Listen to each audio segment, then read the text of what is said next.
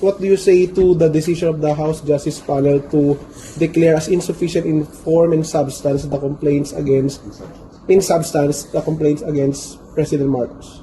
Unang-una po ay ikinatutuwa po natin na nasunod ang proseso at nagpapasalamat po tayo na nakita po ng mga mababatas kung ano po talaga ang katotohanan.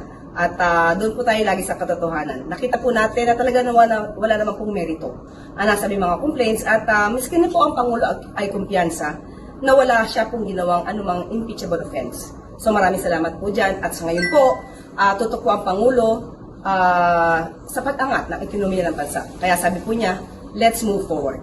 Napanood po ba niya, ma'am, yung process kanina?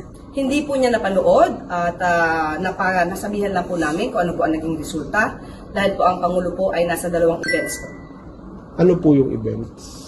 Isang private meeting at isang malaking event. So ano po yung initial reaction niya po doon sa, nung nasabihan po ninyo siya na yun po yung naging desisyon? Natuwa po siya. Ang sabi nga po niya ay nasunod ang proseso at yun naman din po ang gusto ng Pangulo. Masunod ang proseso at makita ang katotohanan. So sa ating mga kababayan, sana po ay nakita niyo po at inisa-isa naman po ng mga mababatas yung mga nasabing akusasyon at sana po ay napaliwanagan na at naging maliwanag sa kanila. Yusek, pwede bang sabihin na